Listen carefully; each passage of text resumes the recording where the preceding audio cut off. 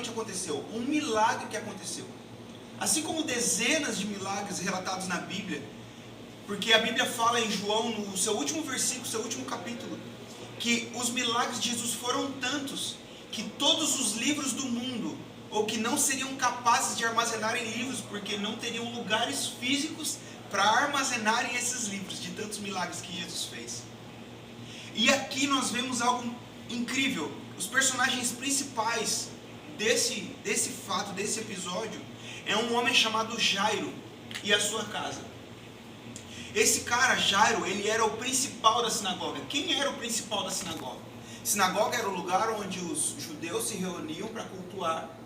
E esse principal da sinagoga, ele era o cara que decidia quem é que ia falar. Ele era a Elisa desse lugar, né? Quem decidia que ia falar. Ele organizava a reunião.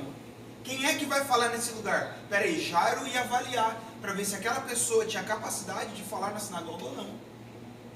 Tal era a influência com que ele exercia sobre essas pessoas. Jairo era politicamente influente, importante para a sociedade, conhecido por todos. E é tão incrível quando você vê alguém tão importante, tão especial como Jairo, se rendendo a uma postura de falar assim, não, eu preciso buscar algo que eu não posso fazer.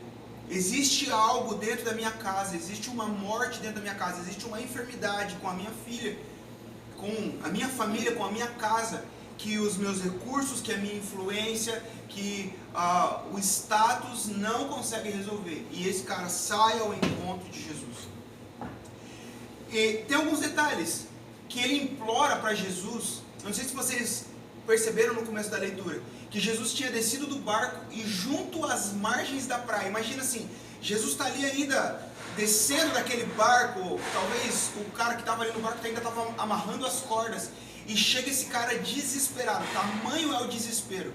Não dá tempo de estacionar o barco, não dá tempo de arrumar as coisas da embarcação. Ele chega implorando, olha, eu te imploro, a minha filha está padecendo e precisa do seu toque. As boas notícias, a fama de Jesus, ela se espalhava com tanta veemência naquele lugar, que onde Jesus chegava para falar, multidões se aglomeravam. Existe um fato em Marcos capítulo 5, que Jesus chega num monte, e a multidão é tão grande, que fala que é 5.000 homens. Quando a Bíblia fala 5.000 homens, ela só está contando os homens mesmo, não está contando as mulheres e não está contando as crianças. Então, facilmente tinha aqui 10 a 15 mil pessoas. E a multidão era tão grande que não tinha comida para todos. E aí acontece a multiplicação dos pães, porque onde Jesus chegava, a fama dos milagres, a fama das libertações, a fama das pessoas que eram curadas, chegavam junto com a presença de Jesus. E dado pela Bíblia quando fala que ele se joga e ele se prostra aos pés de Jesus.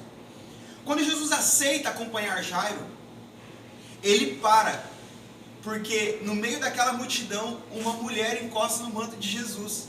E eu não sei se vocês já tiveram a impressão, a sensação de que um problema ali bem difícil de resolver, ele começa a ser resolvido e no meio do caminho parece que acontece alguma coisa. Ah, meu Deus, e agora? Aquela viagem tão esperada, mas quando você sai, o pneu fura no meio do caminho, você fala assim, meu Deus, parece que tudo conspira ao contrário daquilo que eu preciso. Parece que há um mundo paralelo tentando me segurar, me prender com uma corda para eu não chegar nesse lugar. E Jesus para. Por quê? Porque existe uma necessidade na casa de Jairo, mas existe uma necessidade nessa mulher que estava com uma hemorragia, com um fluxo contínuo de sangue. E a Bíblia fala que ela era muito rica porque ela gastou todos os seus recursos.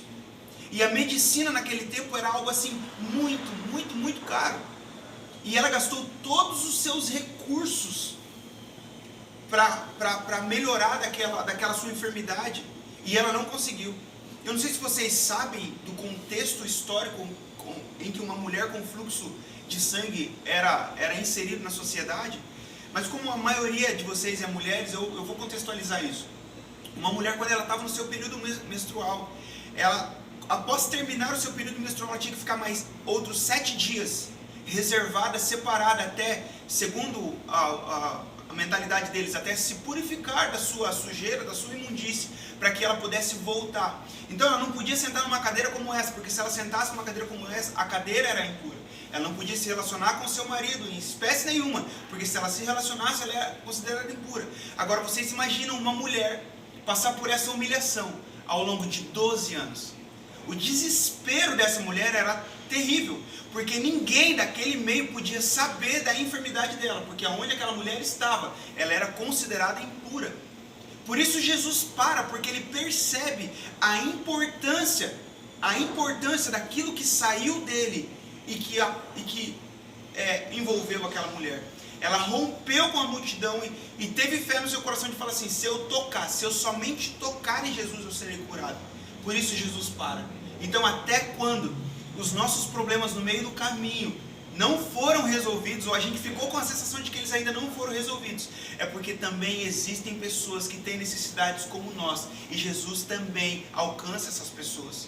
Nós temos que mudar a nossa mentalidade de que às vezes só o nosso problema é importante. Não, o seu problema para mim é problema seu. Não, o seu problema também é o meu problema, porque a Bíblia fala que é melhor andarmos juntos do que andarmos sozinhos, que é melhor andarmos acompanhados, porque se um cair o outro levanta. Então mesmo com os nossos problemas nós devemos andar juntos.